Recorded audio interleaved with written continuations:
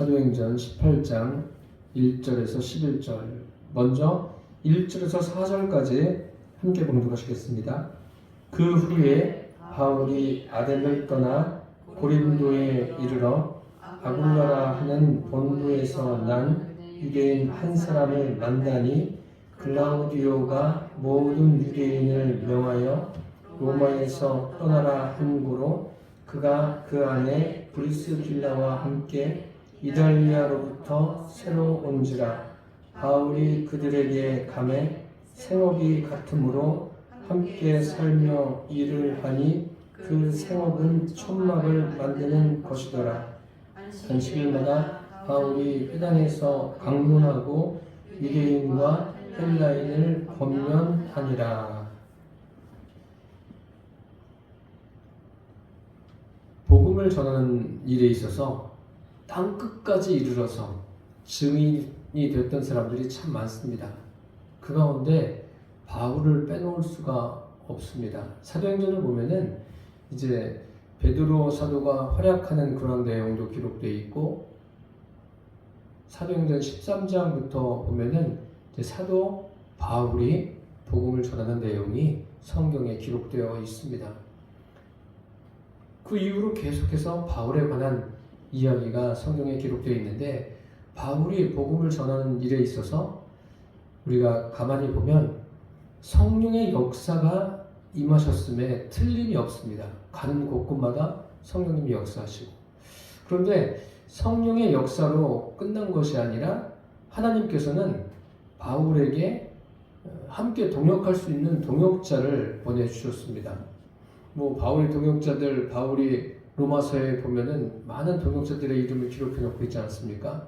그 사람들에 대해서 다 설명을 하자면 시간이 부족합니다. 그렇기 때문에 오늘은 바울의 가장 가까이 있었던 동역자 몇 명을 소개하려고 합니다. 첫 번째로 바울에게 동역자 중에 누가라는 사람이 있었습니다. 우리가 잘 아는 대로 바울은 육신에 그 연약함이 있었습니다. 바울이 자기 자신이 그 연약함을 표현하기를 고린도 후서에 보니까 육체에 가시가 있다, 육체의 가시라고 표현을 했습니다. 그래서 많은 신학자들이 그러면 그 육체의 가시가 무엇일까 연구하다가 그 육체의 가시는 안지를 것이다, 또 육체의 가시는 간지를 것이다, 이렇게 이야기를 합니다.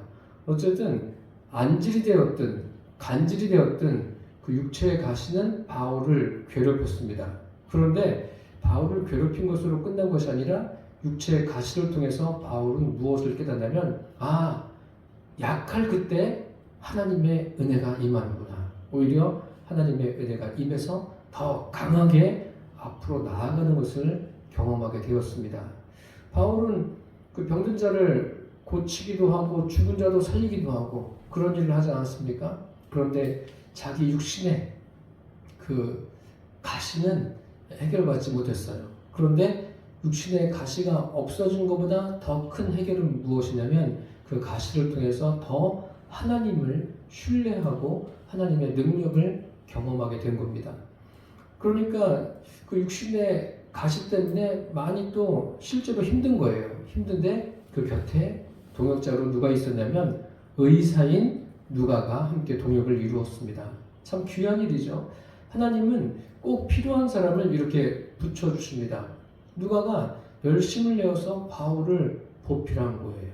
보필했는데 그렇게 바울이 육신의 연약함을 가지고 있는 것을 알고 그것만 돌봐준 것이 아니라 우리가 잘 알고 있는 대로 누가복음을 기록했고 사도행전을 기록했습니다. 그러니까 복음에 있어서도 아주 정립이 잘 된 믿음을 가지고 있는 사람이에요. 또 의사이니까 또 성경을 보니까 굉장히 이 성경을 기록한 것을 보면은 그 역사적인 사실 이런 부분들도 아주 명확하게 명시해 놓은 것을 알 수가 있습니다. 그래서 이 누가라는 동역자는 바울이 끝까지 사역을 할 때 순교하는 그 자리까지 함께 있었던 사람이 누가입니다. 그 디모데후서가 바울이 쓴 최후의 서신서 아닙니까? 거기에 보면은 바울이 이제 디모데에게 편지를 보내면서 다른 사람들은 다 내 곁을 이런저런 이유로 떠나갔는데 지금 누가만 나와 함께 있다 이렇게 말하고 있지 않습니까? 누가는 참 바울에게 있어서 귀한 동역자입니다. 또 바울에게 있어서 귀한 동역자는 디모데가 있습니다. 디모데는 바울이 믿음으로 낳은 아들입니다. 그렇게 표현합니다. 실제로 바울이 얼마나 아끼고 귀하게 여겼는지 디모데가 그 사역하는 일에 있어서 복음 위에 바르게 서서 사역하기를 바라는 마음에 목회 서신을 쓰지 않습니까? 디모데 전서와 디모데 후서 편지를 쓰면서 디모데의 믿음을 더 견고하게 해주는 역할을 했습니다. 뿐만 아니라 디모데도 바울에게 영향을 받아서 바울의 뒤를 이어서 복음을 전하는 복음 전도자로 온전히 세워진 것을 우리가 알 수 있습니다. 물론 디모데에 대해서 성경에 자세하게 기록되어 있지는 않지만 디모데 전서와 후서를 읽어보면 디모데가 어떻게 바울과 동역을 이루었는지 우리가 알 수 있습니다. 목회자로서 이렇게 함께 동역을 이루었던 디모데가 바울의 동역자입니다. 그러니 바울에게도 얼마나 위로가 되고 힘이 됐겠습니까? 마치 아버지처럼 믿고 따른 사람이에요. 디모데는 아버지처럼 바울을 따랐고 바울은 디모데를 아들처럼 귀하게 여겼습니다. 그리고 또 다른 동역자 한 가정을 말씀드린다면 오늘 본문에 등장하는 아굴라와 브리스길라 부부가 바울의 귀한 동역자입니다. 여기 보니까 그 후에 바울이 아덴을 떠나 고린도에 이르러 이제 바울이 고린도에 도착했을 때 어떤 일이 펼쳐졌냐면 2절에 보니까 아굴라라 하는 본도에서 난 유대인 한 사람을 만나니 아굴라를 만납니다. 아굴라와 그의 아내인 브리스길라를 만나는데 이 사람들이 그 본도에서 난 유대인이라고 그랬습니다. 그리고 이 사람을 만났다고 그랬는데 만났다는 것은 우연히 지나쳐서 만난 것이 아니라 이들의 만남의 그 시작과 또 과정을 보면 하나님이 이들을 이렇게 만나게 해주셨구나 라는 것을 우리가 발견할 수 있습니다. 어쨌든 바울은 그 아덴에서 복음을 전하고 고린도에 가서 이제 복음을 전할 때 이 아굴라와 브리스길라를 만납니다. 이들은 본도에서 났다고 했습니다. 본도라는 곳이 어디냐면 오늘날 그 터키 지역입니다. 소아시아 예전에 소아시아 지역의 갈라디아와 흑해 그 사이에 있는 도시가 본도예요. 베드로 전서 1장에 보면 베드로도 본도에 대해서 이렇게 언급을 하기도 했습니다. 거기에서 출생했는데 이들이 그 살던 곳은 어디냐면 본도가 아니라 소아시아가 아니라 유럽에서 살았습니다. 로마에서 산 거 아닙니까? 로마에서 잘 가정을 이루어서 살고 있는데 어떤 일이 발생했냐면 2절 중간에 보니까 글라우디오가 모든 유대인을 명하여 로마에서 떠나라 한 고로 그가 그 안에 브루스길라와 함께 이달리아로부터 새로 온지라. 그 글라우디오가 추방령을 내린 거예요. 글라우디오가 누구냐면 그 로마의 네 번째 황제입니다. 우리가 잘 알고 있는 대로 첫 번째 황제는 아우구스투스입니다. 비교적 오랜 시간 동안 통치를 합니다. 그리고 두 번째 황제가 티베리우스, 세 번째 황제가 그 글라우디오의 조카인 칼리귤라가 세 번째 황제가 되죠. 그런데 이 글라우디오는 어떤 사람이냐면 황제이긴 한데 참 굉장히 우유부단한 사람이에요. 황제로서 그 통치하는 일에 있어서 좀 왕으로서의 그런 역할을 제대로 감당하지 못한. 그래서 어떤 일이 발생하냐면 그 부인이 4명이 있었는데 4명 중에 한 사람이 아그리피나예요. 이 아그리피나가 누구냐면 글라우디오의 조카예요. 그리고 그 로마의 세 번째 황제의 누이예요. 그러니까 조카하고 결혼을 한 거예요. 그런데 이미 조카와 결혼을 할 때 그 조카에게 아들이 있었습니다. 그런데 이 아그리피나가 어떤 사람이냐면 그 악한 그 여인 중에 두 여인이 있었는데 그 여인 중에 한 사람이에요. 성경에 이세벨 같은 그런 여자입니다. 굉장히 악한 사람이에요. 그래서 어떤 마음을 가지고 있었냐면 글라우디오가 죽으면은 글라우디오 자리에 자기 아들을 앉혀야 되겠다. 그런 마음을 갖고 있었던 사람입니다. 그래서 이제 역사가들마다 좀 보는 견해가 다른데 어떤 사람은 그렇게 이야기합니다. 글라우디오 통치 14년에 이 아그리피나가 글라우디오를 독살했다. 그렇게 이야기합니다. 그래서 그 왕위를 누구에게 주냐면 그 아들에게 줍니다. 그 아들이 누구냐면 네로 황제 들어보셨습니까? 네로 황제가 그의 아들이에요. 그러니까 네로가 16살에 이제 왕이 되는 거예요. 황제가 된 거예요. 왜 그 어린 나이에 황제의 자리에 오르게 했을까요? 이 아그리피나가 섭정을 하려고. 근데 그게 제대로 되지 않아요. 그 결혼을 반대하니까 이제 네로가 자기의 엄마를 죽이려고 해요. 실제로 엄마를 죽이려고 배를 태워서 보내지 않습니까? 밑이 빠진 배를. 그런데 엄마가 수영을 해서 살아났어요. 그 수영해서 살아나니까 이번엔 또 어느 저택에 살게 합니다. 그리고 나중에는 결국은 아들이 엄마를 살해합니다. 이런 역사적인 것을 우리가 염두에 두고 이런 성경을 보면은 굉장히 많이 도움이 될 거예요. 글라우디오가 그런 사람이에요. 자기 조카와 결혼하고 또 조카에게 결국은 피살당하는, 독살당하는 그런 사람이에요. 이 사람이 어쨌든 황제로서 그 유대인들 다 나가십시오, 나가라 명령을 내린 거예요. 그때 쫓겨난 사람이 아굴라와 브리스길라예요. 그러면 그들의 마음이 어떠했겠습니까? 굉장히 위축이 되지 않았겠습니까? 로마에 살다가 고린도로 쫓겨온 거예요. 참 굉장히 힘든 시간을 이들이 보냅니다.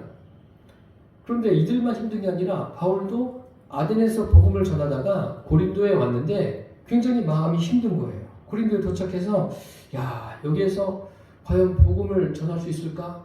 왜 그런 생각을 충분히 할 만합니다. 왜냐하면 고린도가 그 당시에는 인구가 약 75만 명 정도 됐습니다. 75만 명이면 적은 인구가 아니죠. 그리고 항구 도시니까 무역이 굉장히 발달했겠죠. 무역이 발달하고 뭐 그 나라에서만 사람들이 무역을 하는 것이 아니라 무역이라고 하는 것은 세계 각지에 있는 무역업을 하는 사람들이 드나드는 거 아니에요. 세계 각지 사람들이 드나드니까 경제적으로 발전하고 또 어떤 일이 생깁니까? 세계 각지의 우상들이 들어올 것 아닙니까? 우상을 섬기게 되고 또 사람들이 경제적으로 여유가 있다 보니까 무엇이 발달해요? 쾌락이 뭐 좋아하는 사람들이 많아지고 그런 쾌락 문화가 굉장히 발달하게 된 거예요. 그러니까 자연적으로 타락을 하게 되어 있죠. 여기는 또 어떤 신전이 있냐면 아프로디테라는 그런 사랑의 여신의 그 신전이 있는 곳이 고린도입니다. 이런 곳에 딱 가니까 바울이 마음속에 부담스러운 마음이 드는 거예요. 야, 여기서 어떻게 내가 복음을 전할까? 그런 마음이 들고 또 아굴라와 브리스길라는 로마에서 추방당해서 고린도로 왔으니까 야, 이제 앞으로 무엇을 해서 먹고 살까? 그런데 공교롭게도 이 바울과 아굴라 브리스길라가 생업이 같았어요. 천막을 만드는 그 일을 하고 있었습니다. 그런데 이제 그 업이 같아서 같이 일을 하는데 일하면서 무슨 얘기를 했겠어요? 서로 일상을 이야기하지 않았겠습니까? 뭐 어디에서 왔어요? 또 이름은 뭐예요? 뭐 이런저런 이야기가 기본적으로 오가지 않았겠습니까? 그래서 그때 아굴라 브리스길라는 바울에게 로마에서 있었던 일들, 로마가 어떤 곳인가를 설명을 해줍니다. 바울은 그곳을 가기를 원했던 거예요. 그런데 가기 전에 선교를 미리 준비하는 거죠. 그 정보를 아굴라 브리스길라에게 듣습니다. 그래 얼마나 유용한 정보를 듣겠어요.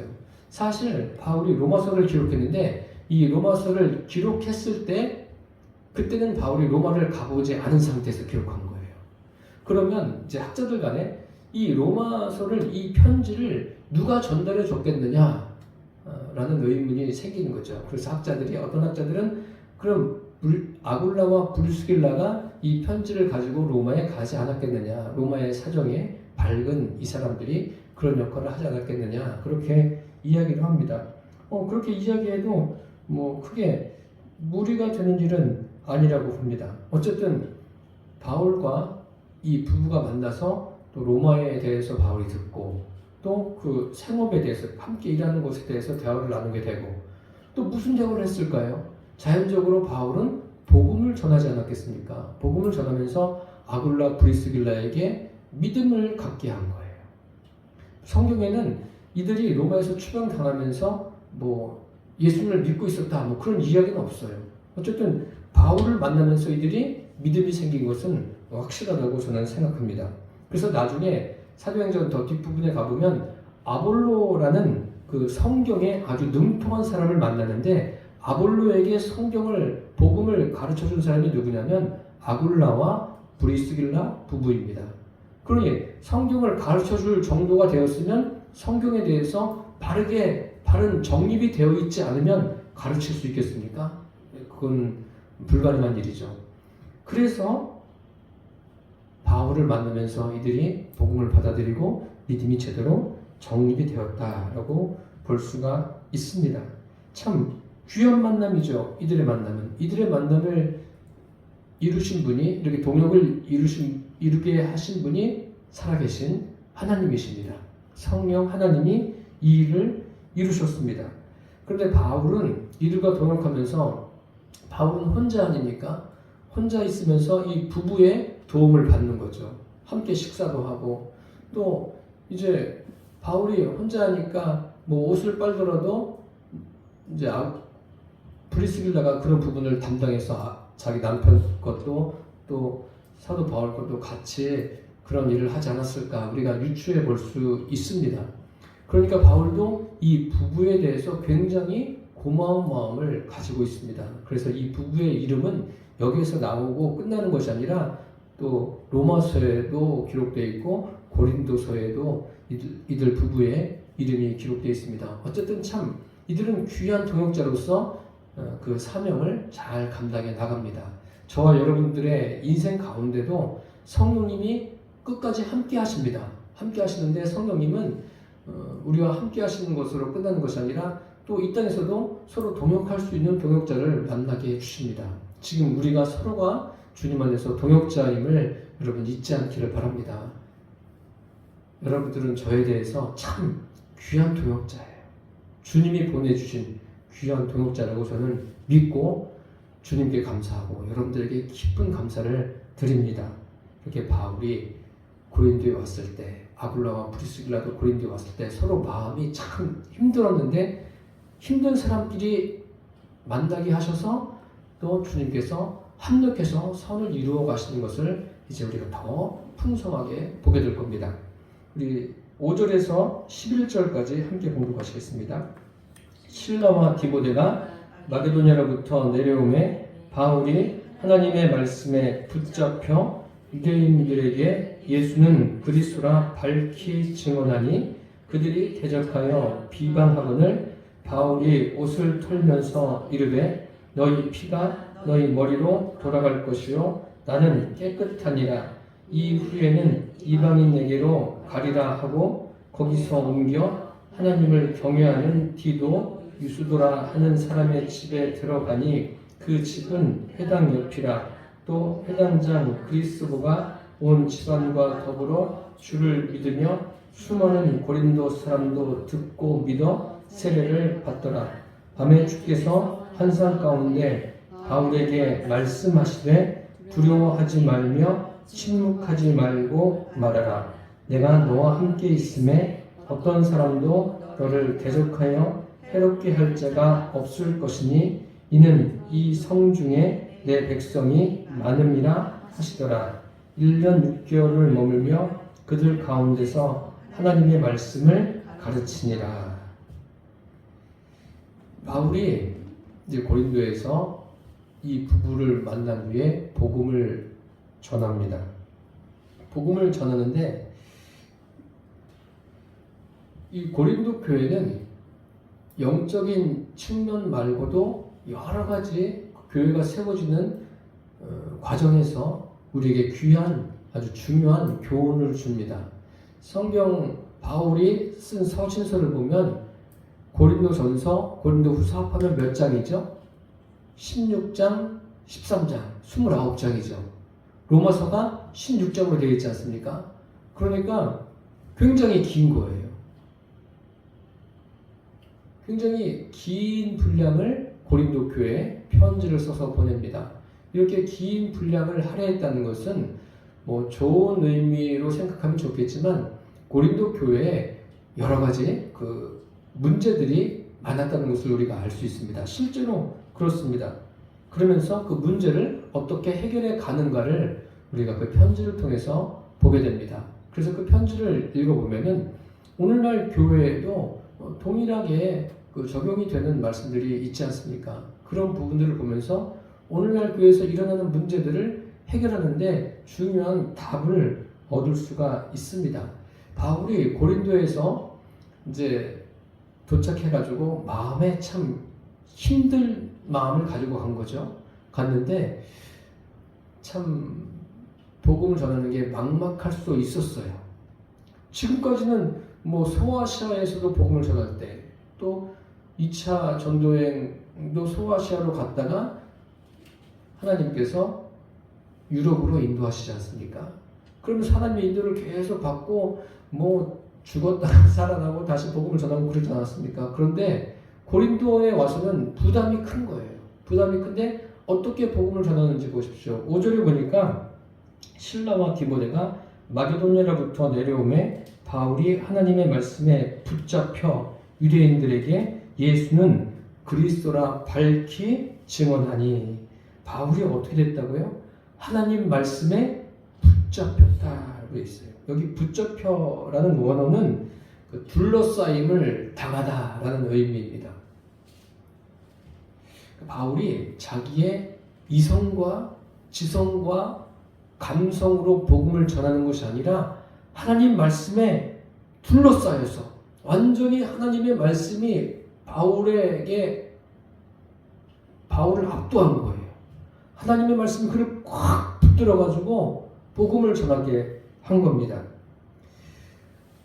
자기의 가지고 있는 이성과 어떤 판단을 가지고 이건 이렇게 되는 건가? 그게 아니에요. 그냥 하나님의 말씀이 그에게 역사하면서 그가 복음을 전하게 된 거예요. 참 놀랍지 않습니까? 그렇다고 해서 우리가 가지고 있는 뭐 이성과 지성과 그 감성이 필요 없다는 이야기가 아닙니다. 우리는 우리의 그 지성과 감성과 이성까지도 하나님의 말씀에 붙들리는 그런 사람이 되어야 할 줄 믿습니다.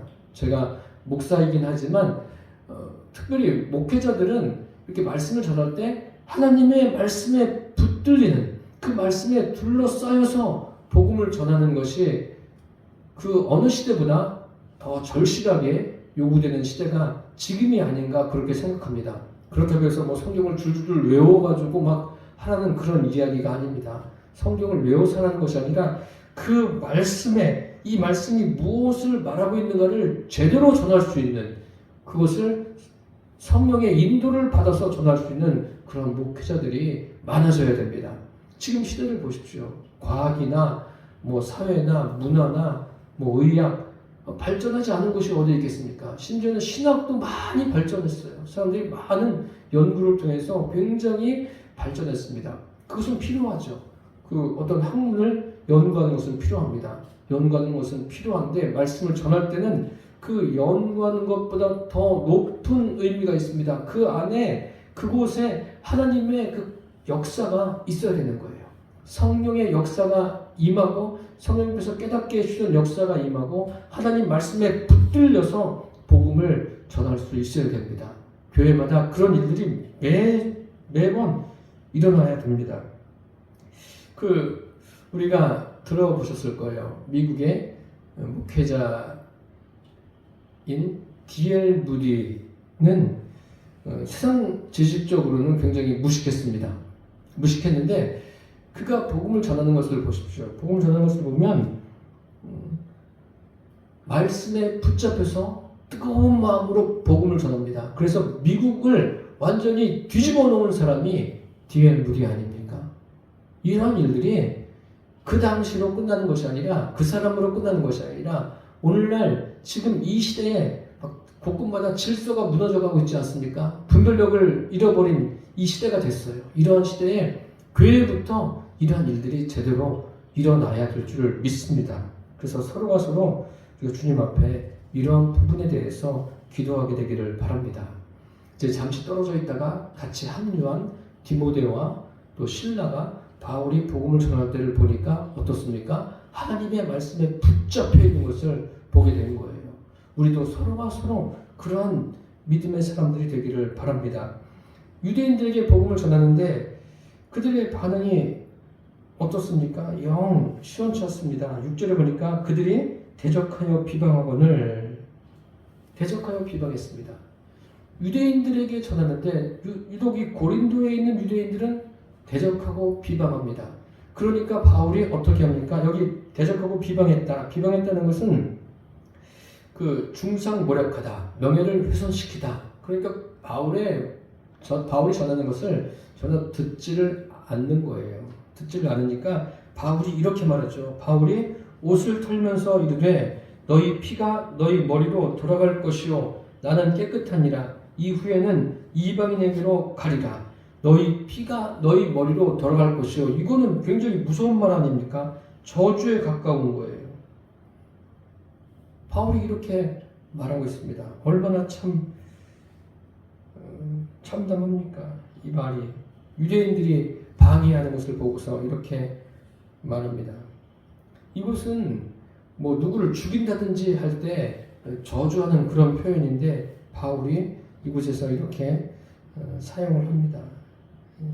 이런 표현은요 구약 성경에도 나와 있어요. 구약 성경에 보면 그 다윗이 그의 아들 압살롬이 반역을 일으켰을 때 피해서 가죠. 피해서 가는데 그 피난길에 시므이라는 사람이 나와서 다윗을 저주합니다. 저주하는데 그때는 살려두어요. 그런데 나중에 다윗이 솔로몬에게 시므이에 대해서 이야기를 합니다. 결국 솔로몬이 그를 정리를 합니다. 정리하는데 솔로몬이 이렇게 말하죠. 뭐라고 말하냐면 내 피는 내 머리로 돌아가고 나는 무죄하다. 깨끗하다. 그렇게 말을 합니다. 그러니까 지금 이 바울이 이야기하는 것은 굉장히 무서운 말입니다. 우리는 그 복음에 대해서 이 유대인들처럼 이렇게 배척하는 일들이 없어야 합니다. 지금도 이렇게 배척하는 사람들이 있는데 그런 분들을 위해서 우리가 기도하면서 복음을 배척하는 것이 아니라 복음을 받아들일 수 있게 해달라고 주님 앞에 구하게 되기를 바랍니다. 지금 이 말을 듣는 유대인들은 아이 뭐 저런 소리를 해봐야 우리가 안 들으면 그만이지 그게 아니에요. 그거는 망하는 지름길인 거예요.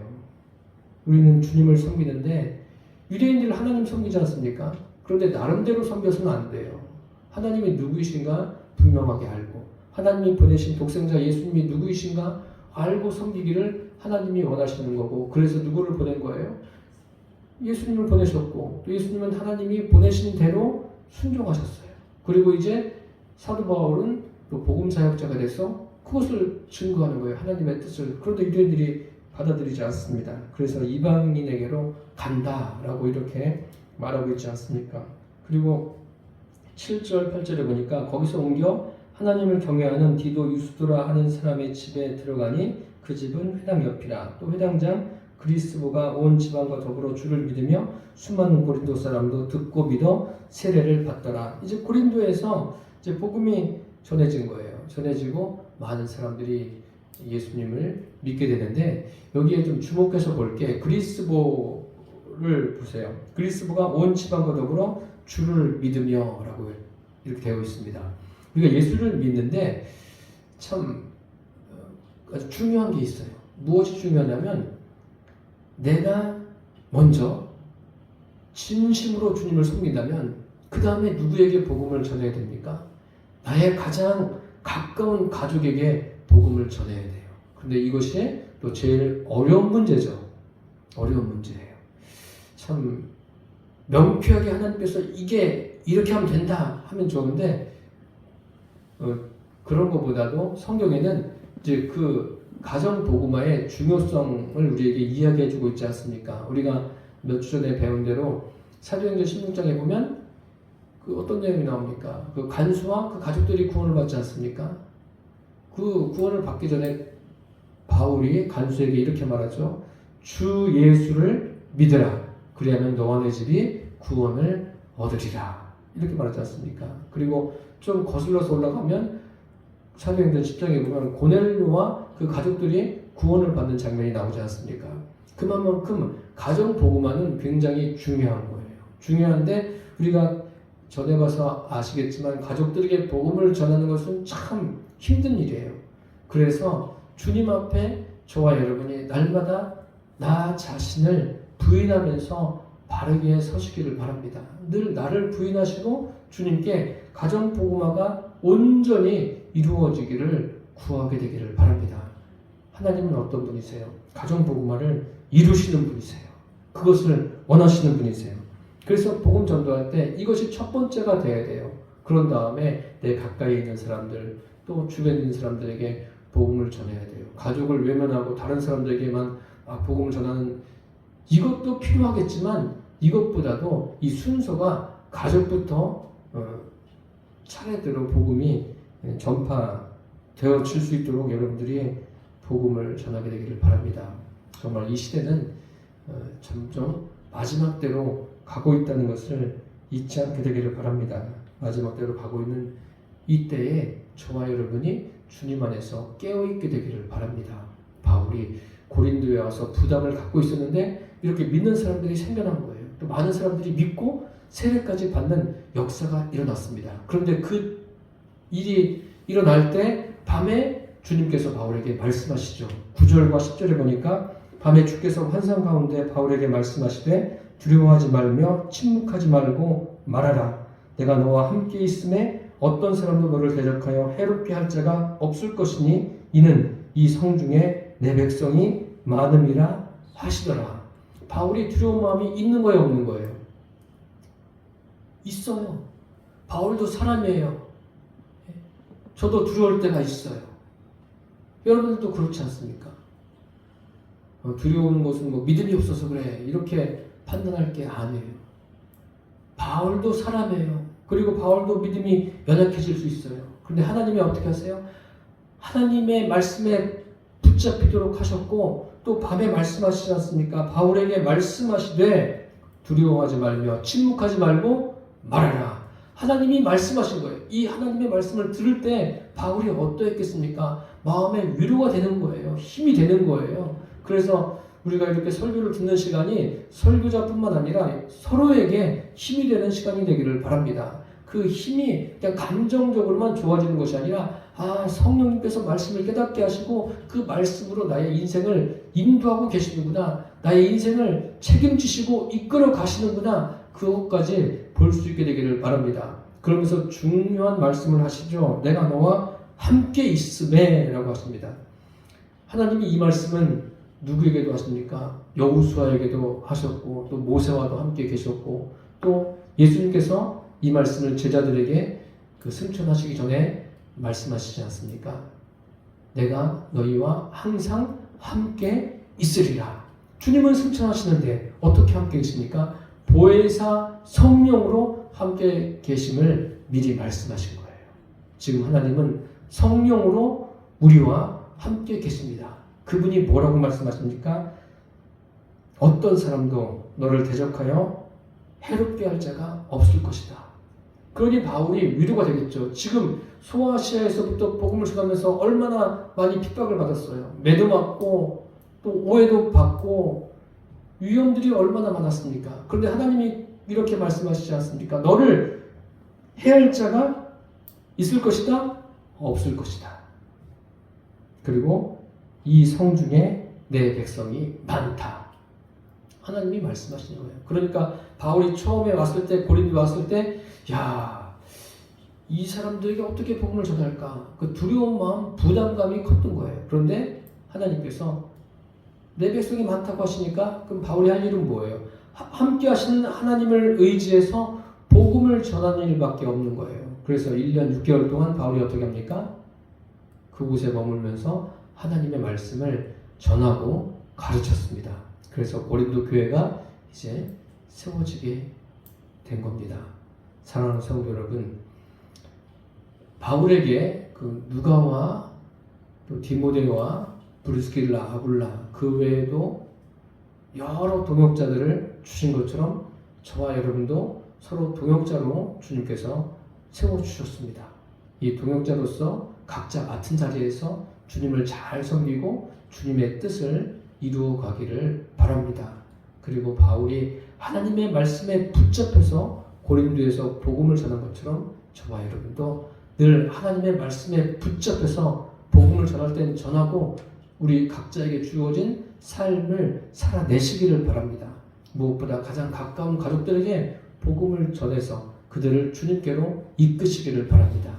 주님은 우리와 함께 계십니다. 영원토록 함께 계십니다. 함께 계심을 매일같이 누리며 살게 되기를 축복합니다. 기도하겠습니다. 살아계신 주님, 오늘 사도행전 18장 말씀을 통해서 바울이 그의 귀한 동역자를 만나는 것을 보았습니다. 그리고 바울이 고린도에서 말씀을 전할 때 하나님 말씀에 붙잡혀서 복음을 전했습니다. 그리고 주님께서 그에게 말씀하시기를 두려워하지 말고 침묵하지 말고 말하라. 내가 너와 함께한다. 너를 해할 자가 없다. 이 성중에 내 백성이 많다. 이렇게 말씀하셔서 바울은 그 말씀을 듣고 그들 가운데 머물며 1년 6개월을 하나님의 말씀을 전했습니다. 주님, 우리 성도들이 이러한 교회가 세워지는 과정들을 보면서 우리의 믿음이 더 견고해지게 하여 주옵소서. 예수님의 이름으로 기도드립니다. 아멘.